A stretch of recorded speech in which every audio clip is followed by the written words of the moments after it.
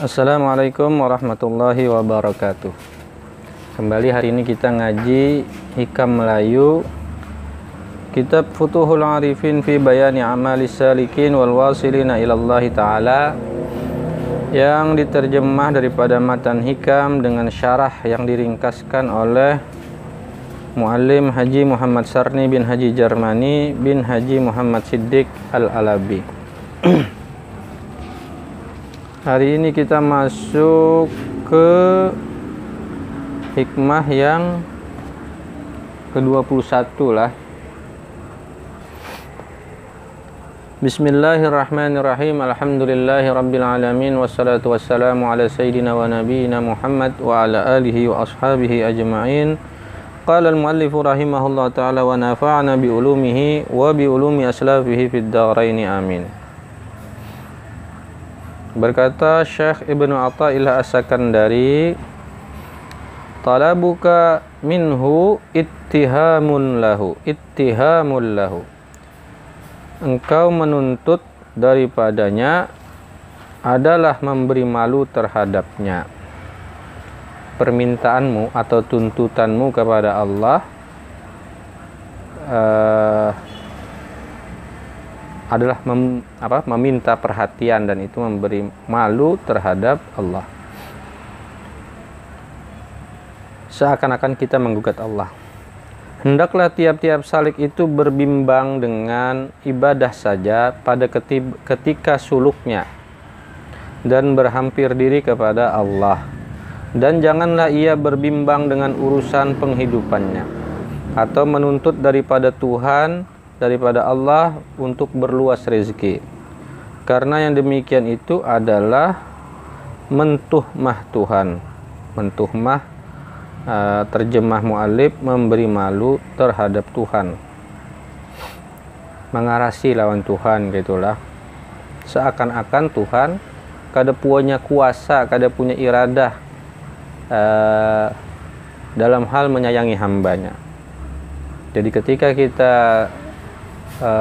bersuluk, atau ketika kita sedang melakukan satu perjalanan yang intens dalam rangka mendekat kepada Allah, hendaklah menurut muallif kita fokus ke sana saja. Urusan dunia kita biar Allah yang mengurusnya. Allah kasih dan sayang kepada hambanya, dan ia tidak akan pernah membiarkan hambanya, apalagi orang-orang yang sedang berjalan kepadanya, itu dalam kesulitan. Dalam kesulitan maksudnya dalam kesulitan yang sangat kayak gitu. Kalaupun ada misal kita diberi semacam ujian, ya itu sekali lagi hanya untuk agar kita fokus gitulah. Tapi tidak akan Allah memberi kita ujian yang terlampau berat yang tidak mungkin kita mampu menghadapinya. Dahulu sudah disebutkan bahwa rezeki semua makhluk itu adalah dijaminnya. Jadi Allah pada pelajaran yang keberapa kemarin lah, hikmah yang keberapa itu kan Allah sudah disebutkan bahwa Allah menjamin rezeki setiap makhluknya. Allah menjamin bahwa ia menjawab doa setiap hambanya. Dan dia, Allah, sangat mengetahui keperluan kita tiap-tiap hari. Dipintai atau tidak, tetap juga ia memberi. Ujar hulat dalam batu gin ada rizkinya, kan kayak itu ujar orang Banjar lah, pepatah kita orang Banjar, bahwa rizki setiap makhluk itu sudah ditentukan oleh Allah, sudah ada takarannya. Allah lebih tahu daripada kita keperluan kita yang sesungguhnya setiap hari. Dipintai atau tidak, tetap juga ia memberi. Begitulah kurang lebih. Selanjutnya, wa talabuka lahu ghaibatun minhu angka. Engkau menuntut baginya adalah terlindungnya engkau daripadanya. Tuntutanmu yang berlebihan itu kepadanya yang tidak beralasan itu, padahal engkau sudah dijamin itu, sama dengan engkau semakin mendinding dirimu daripada rahmat kasih sayangnya. Memaksakan diri, memaksa, padahal Allah lebih tahu daripada kita. Karena tiap-tiap yang hadir di hadapan kita tak perlu lagi dituntut. Nah, ini menjelaskan kemarin bahwa zat yang nyata-nyata zahir, yang nyata-nyata menzahirkan setiap benda, segala sesuatu, kainat, itu adalah zat yang sangat-sangat real, sangat-sangat jelas wujudnya. Hanya saja kemarin kita dikasih tahu, diberitahu oleh musannif Syekh Ibnu Athaillah maupun dalam penjelasan Muallim Haji Muhammad Sarni, kitalah yang mendinding diri kita karena kita terlalu terpesona kepada kainat, terlalu terpesona kepada alam ciptaan ini. Dan kemudian kita juga kotor diri kita, hati kita, sehingga kita tidak mampu melihat kebesaran Allah.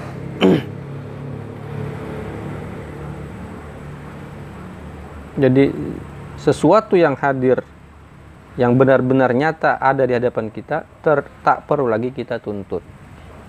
Jika orang sampai pada pemahaman bahwa Allah itu maha nyata dan maha tahu atas segala keperluan kita, semestinya tidak perlu lagi kita menuntut terlalu berlebihan. Kalau berdoa, ya tentu saja Allah menyuruh kita untuk berdoa. Allah rindu juga kadang-kadang hambanya merengek-rengek di hadapannya. Wa talabuka li ghairihi liqillati hayaika minhu. Engkau menuntut bagi lainnya karena sedikit malunya engkau daripadanya. Engkau menuntut yang selain daripada yang sudah dijamin Allah itu menandakan satu keadaan bahwa engkau sangat sedikit memiliki rasa malu. Jika orang memiliki rasa malu, tentu ia tidak akan menuntut sesuatu yang nyata-nyata dijamin sudah ada baginya. Kurang lebih kayak gitulah. Orang yang menuntut suatu yang lain daripada Allah, seperti menuntut karomah, misal harta benda dunia, menuntut terbukanya hijab, menuntut derajat yang tinggi, maksudnya kedudukan yang tinggi, semuanya itu adalah karena sedikit malunya terhadap Tuhannya. Itu karena ia tidak memiliki rasa malu terhadap Allah. Padahal Allah menjamin orang yang berjalan kepadanya pasti Allah akan beri anugerah, tanda-tanda, pengenalan, ma'rifah secara bahasanya itu step by step, secara perlahan-lahan Allah akan membuka sedikit demi sedikit pengetahuan kepada kita, memberikan rizki kita pun akan dilapangkannya. Itu jaminan yang nyata sudah. Menurut mu'allif itu jaminan yang nyata. Sehingga hal-hal semacam karomah, apalagi persoalan-persoalan dunia, rizki, berharap dibukakan hijab, dinaikkan derajat, itu mestinya tidak perlu lagi kita minta, karena Allah lebih tahu setiap yang berjalan kepadanya pasti akan diberikannya karomah, keperluan dunia, apalagi cuma sekedar terbuka hijab. Allah Maha Kuasa atas segala itu. Karena semuanya itu tak ada harganya di sisi Tuhan. Yang demikian itu tidak berarti bagi Allah. Wa talabuka min ghairihi liwujudi bu'dika minhu. Engkau menuntut daripada lainnya karena jauhnya engkau daripadanya. Nah, orang yang menuntut yang terlalu ngoyo, terlalu banyak kehendak, terlalu berlebihan, itu satu tanda bahwa ia jauh daripada orang yang dimintanya. Kalau dia dekat dengan orang yang dimintanya, orang yang diminta itu sudah paham. Apalagi orang yang diminta ini zat yang maha tahu. secara zahir maupun batin apa yang kita perlukan. Kita aja lawan kuitan, kalau patuh lah, taat lawan kuitan, kuitan itu pasti memikirkan kita. Itu juga anak buah dengan pimpinan, kalau dekat inya, apapun yang dikatakan pimpinannya dijalankannya, ditaatinya, pasti ada rasa untuk kemudian memberikan perhatian juga yang lebih. Dan memahami hal-hal yang semacam itu kadang-kadang tidak perlu ditampakkan. Dia lebih tahu dan dia pasti akan memberikannya bila waktunya sampai, bila saatnya tiba.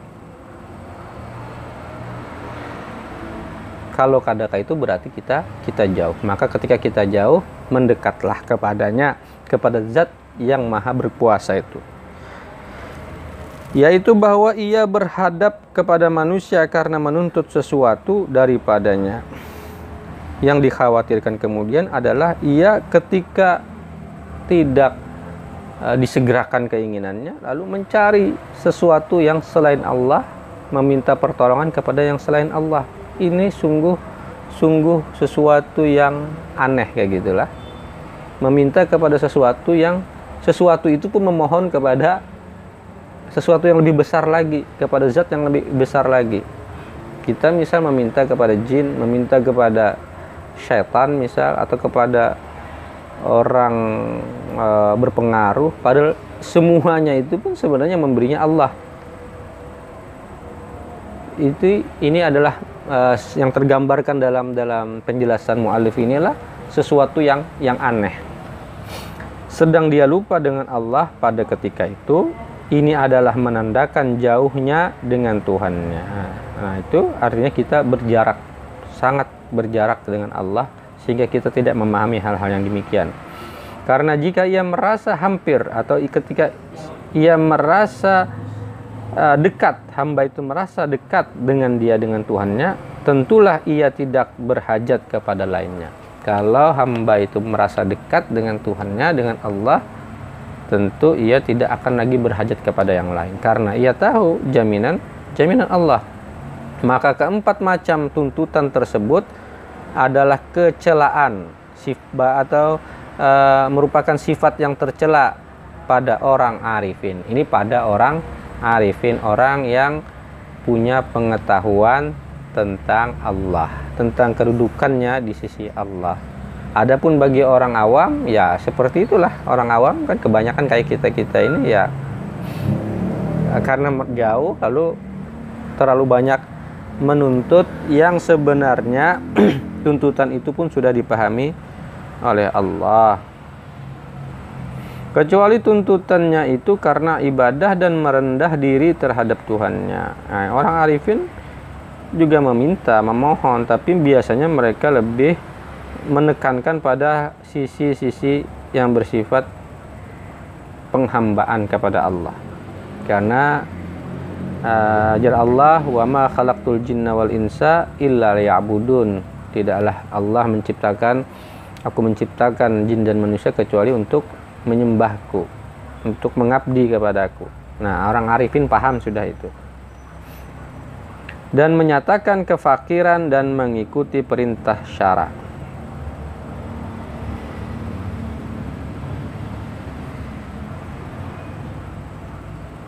Menyatakan sungguh ia perlu kepada Allah. Ia adalah seseorang yang sangat berhajat kepada pemberian Allah.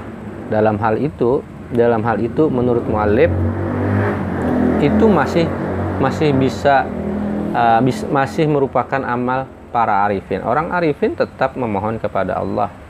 Kenapa? Karena ia merasa berhajat kepada Allah. Karena ia tahu bahwa Allah zat yang mampu mengabulkan segala permohonannya. Dan itu merupakan daripada perintah syariat. Allah menyuruh kita, ud'uni astajib lakum. Mintalah kepadaku, jangan minta kepada yang lain. Pasti aku akan mengabulkan. Kita teruskanlah sedikit yang ke-22. Ma min nafsin tubdihi illa walahu qadarun fika yumdih. Tak Tak ada satu nafas yang engkau keluarkan melainkan bagi Allah kadar yang dizahirkannya pada dirimu. Setiap tarikan nafas kita di sana ada kadar yang telah ditentukan Allah bagi kita. Tiap-tiap nafas yang keluar masuk daripada tiap-tiap yang hidup itu adalah barang yang dikadarkan Tuhan padanya. Nafas kita itu sendiri merupakan qadarullah, ketentuan Allah. Kita masih hidup, masih bisa bernafas dengan lapang, itu merupakan qadarullah. Kita sakit pun qadarullah. Maka bagi tiap-tiap salik hendaklah berusaha mengisinya, mengisi hidup itu, mengisi setiap tarikan nafas itu dengan amal saleh untuk menuju kepada Allah. Itulah penjelasannya. Semoga ini bermanfaat bagi kita dalam hal kita memahami hubungan kita dengan Allah. Kita masih berada pada makam yang rendah, tapi tidak menutup kemungkinan kita berniat, berharap bahwa kita nanti juga bisa menjadi atau meniru amal-amal arifin, sehingga apapun yang kita rasakan dalam hidup ini, dalam setiap tarikan nafas kita memahami ada qadarullah di sana. Juga dalam hal pekerjaan,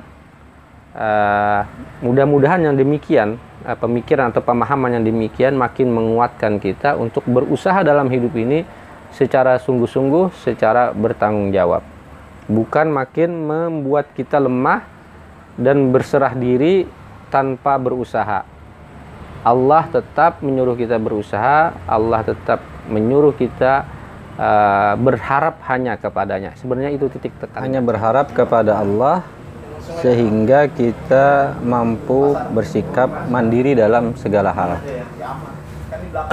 terhadap manusia, maksudnya ada dalam pekerjaan kita sehari-hari, kita mampu kemudian menjadi manusia yang mandiri, yang tidak terlalu bergantung kepada manusia yang lain atau kepada zat yang lain, berharap kepada jin misal, atau kepada orang yang menjanjikan sesuatu yang seakan-akan mampu memenuhi segala keinginan kita, padahal senyatanya semuanya itu adalah anugerah Allah kepada segala hal. Nah, mudah-mudahan ini benar-benar menguatkan kita dari sisi berusaha, dari sisi berharap hanya kepada Allah. Mudah-mudahan berfaedah, bisa kita amalkan. Assalamualaikum warahmatullahi wabarakatuh.